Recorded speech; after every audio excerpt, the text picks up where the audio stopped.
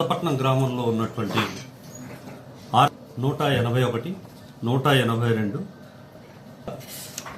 55 ఏ 155 బిలలో సుమారు 40 ఎకరాలు బంటుమిల్లి గ్రామానికి చెందినటువంటి అంగర రంగనాథ్ అనే న్యాయవాది 40 ఎకరాల సిఆర్జెడ్ జోన్ పరిధిలో ఉన్నటువంటి ఆస్తిని అక్కడ రొయ్యల చెరువుల సాగు ప్లస్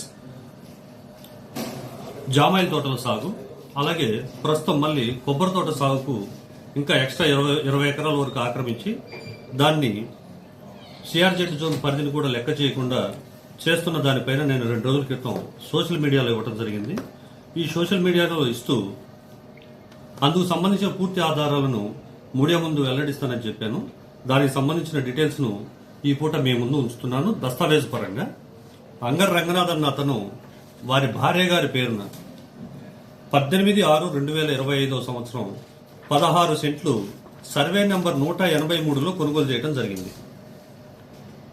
ఈ 16 సెంట్లను ఆక్రమించి ఈ సర్వే నంబర్ ని ఆనుకుని ఉన్నటువంటి 182, 155, 155A, 155B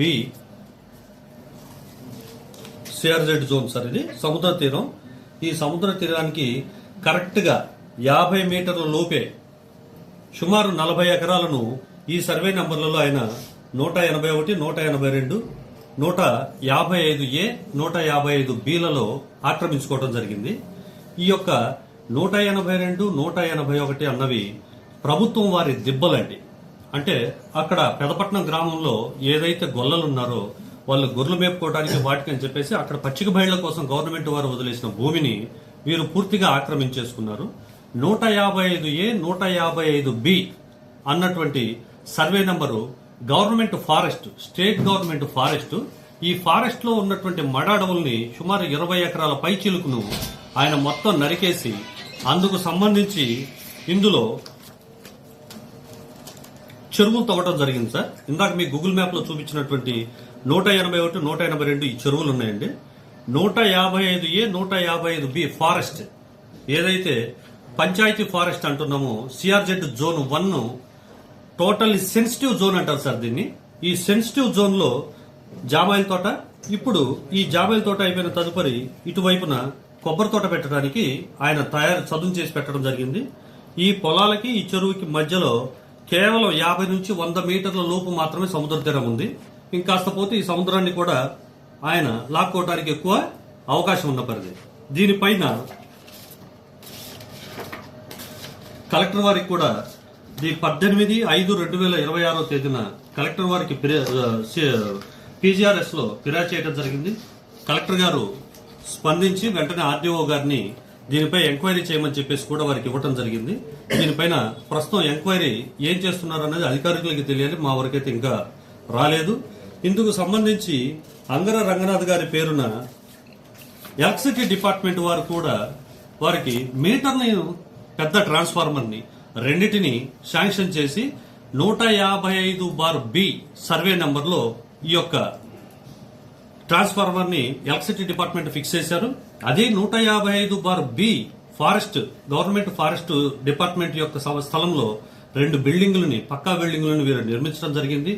అక్కడే ఎవరైనా జనసమూహం అక్కడికి వెళ్లి ఏదన్నా మాట్లాడాలన్నా మాట్లాడటానికి అవకాశం లేకుండా బెంగాలీ వాళ్లకు సంబంధించిన ఒక 10 మందిని, అట్ ది సేమ్ టైము కుక్కల్ని కూడా అక్కడ జనాల మీద వదిలే పరిస్థితికి వచ్చింది. అక్కడ పరిస్థితి ప్రశ్నించే ప్రతి ఒక్కరి మీద ఇదే విధంగా జరుగుతుంది.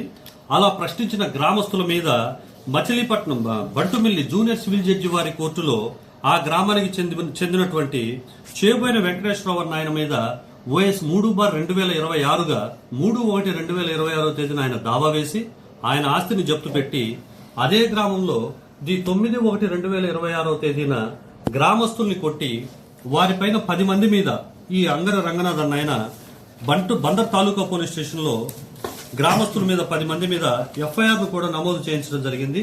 ఆ ఎఫ్ఐఆర్ ఇప్పుడు శ్రీయుత గౌరవనీయులైనటువంటి కోర్టు వారి ఎదుట పెండింగ్ లో ఉంది. ఆ 10 మంది అమాయకులు గ్రామ ప్రజల మీద ఇన్ని అఘాయిత్యాలకు ఆయన పాల్పడుతున్నా ఎవరు అక్కడ అడ్డు చెప్పడానికి లేకుండా పోయింది.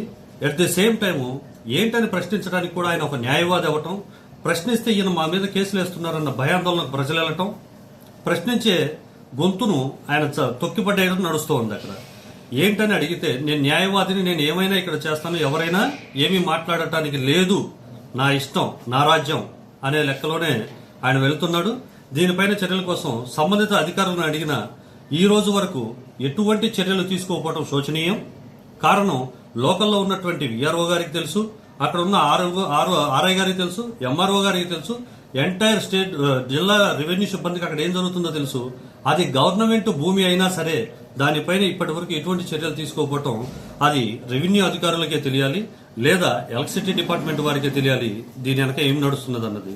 కాబట్టి ఈ మీడియా ద్వారా నేను మీ అందరికీ తెలియజేయటం ఏమిటంటే, వారు రెవెన్యూ వారు చర్యలు తీసుకున్నా తీసుకోకపోయినా నా బాధ్యతగా నేను ముందుకెళ్లి వారి దృష్టిలో పెట్టాను.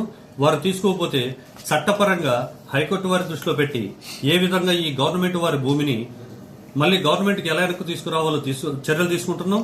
At the same time CRZ zone ఏదైతే కోస్టల్ పరిధి ఉందో ఆ కోస్టల్ పరిధిలో ఇతను ఏదైతే ఆక్యుపై చేశాడో పక్షులు గాని వన్యప్రాణులు గాని అక్కడ గుడ్లు పెట్టుకోవడానికి, వాటి యొక్క సంతతిని పెంపొందించుకోవడానికి కూడా లేకుండా చేశాడు. అది మళ్ళీ తిరిగి పర్యావరణం మళ్ళీ దారిలోకి వచ్చే ఏర్పాటు కూడా చేయడానికి మేము అందరం కలిసికట్టుగా ముందుకెళ్లడానికి సంసిద్ధంగా ఉన్నాం. దీని విషయంలో గ్రామస్తులు కూడా కలిసి వస్తే వారిని కూడా కలిపి ముందుకు తీసుకెళ్లడానికి కూడా మేము సిద్ధంగా ఉన్నాం.